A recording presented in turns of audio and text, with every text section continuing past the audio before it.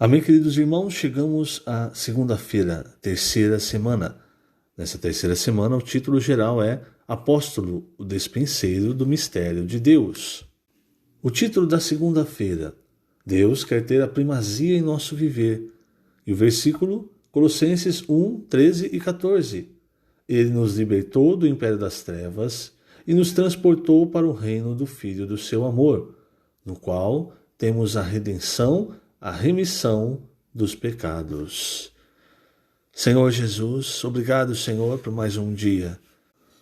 Obrigado por tua obra de redenção, que nos libertou do império das trevas, que perdoou os nossos pecados, nos lavando, nos justificando, nos tornando santos. Obrigado, Senhor, também pela obra que o Senhor tem feito em cada um de nós, santificando o nosso interior, nos tornando cada vez mais, nos transformando cada vez mais à tua imagem, renovando a nossa mente, fazendo-nos experimentar a tua boa, agradável e perfeita vontade.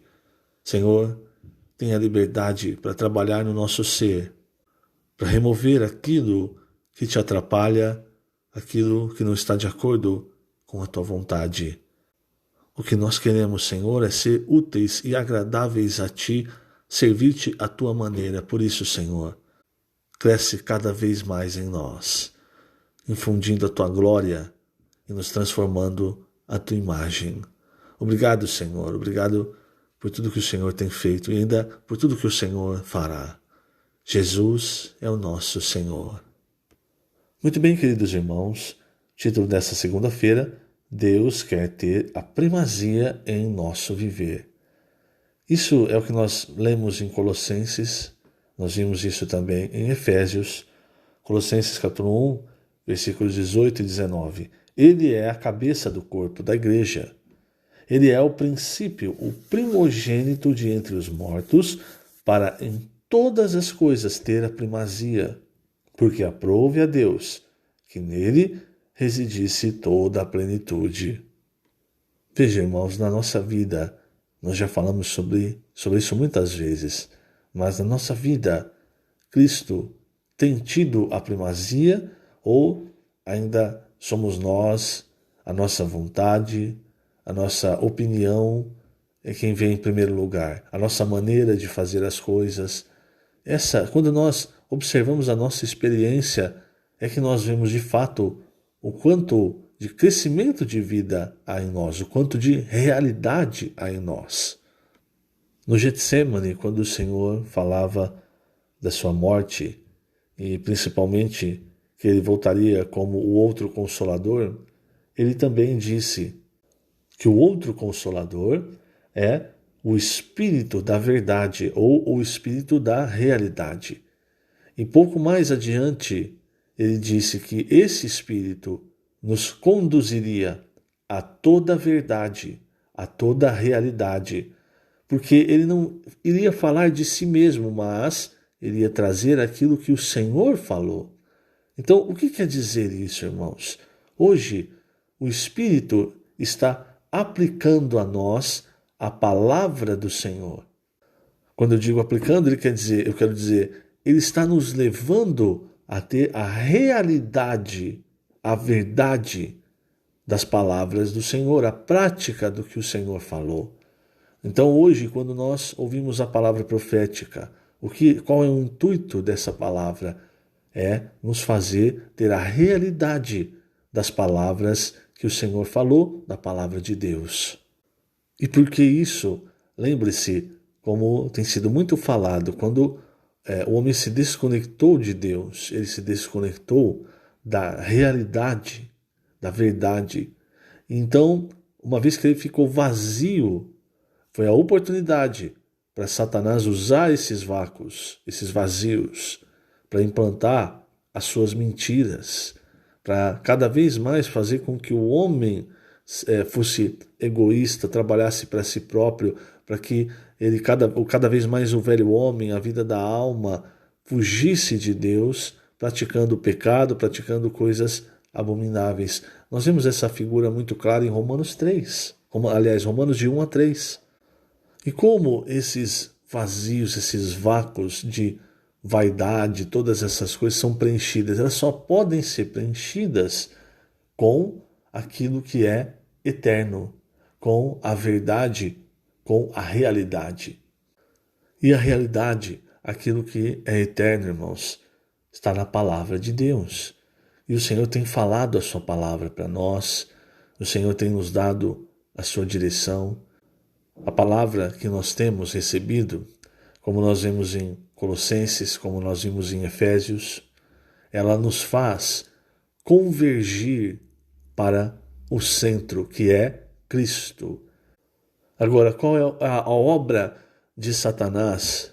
A obra de Satanás é nos fazer divergir, quer dizer, sair do centro e ir para outros lados, e nos espalhar, nos dispersar.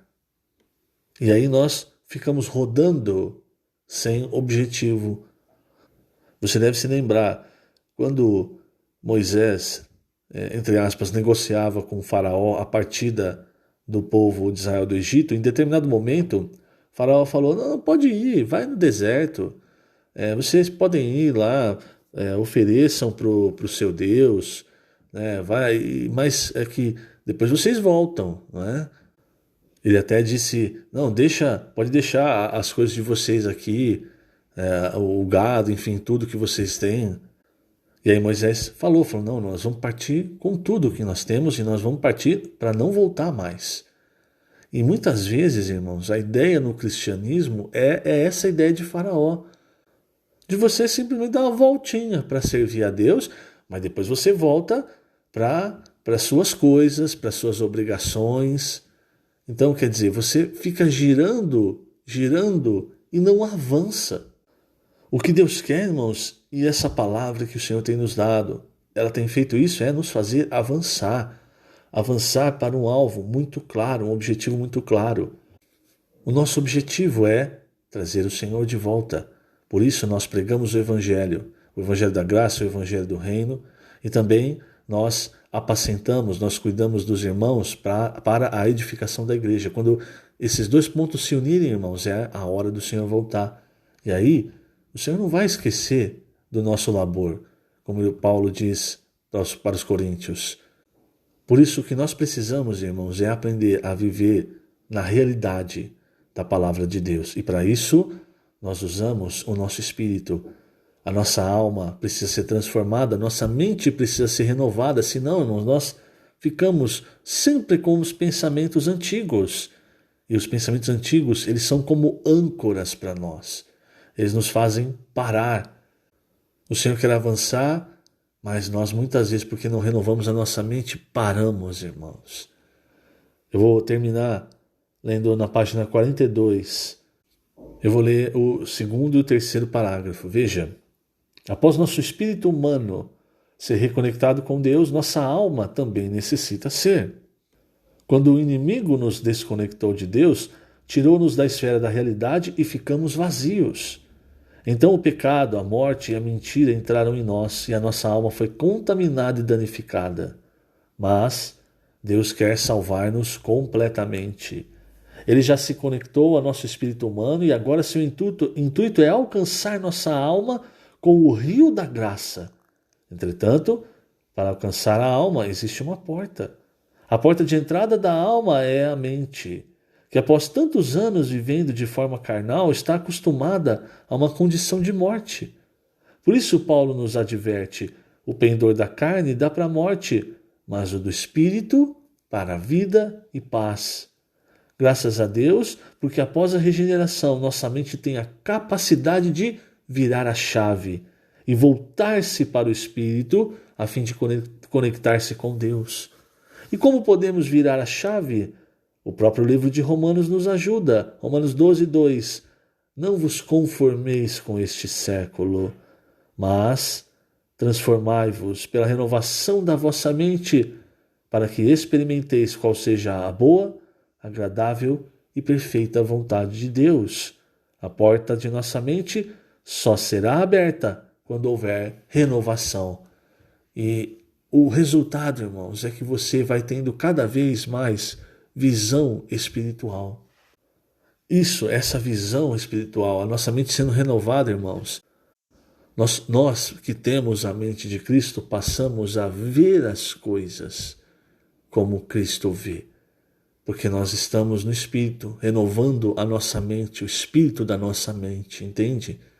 Então você pode olhar as coisas com a sua mente antiga, com a sua mente às vezes cheia de conceitos, ou você pode emergir na palavra, você pode cada vez mais entrar e receber a palavra de Deus, permitindo que o Senhor renove a sua mente, renove a sua visão, para que você veja as coisas com a clareza de Deus. Que essa seja, irmãos, a nossa escolha. E que o Senhor te abençoe grandemente nesse dia. Lembrando, estamos colocando essas gravações no YouTube da igreja, na página do YouTube da igreja em Ribeirão Preto. Que o Senhor te abençoe grandemente. Jesus é o Senhor.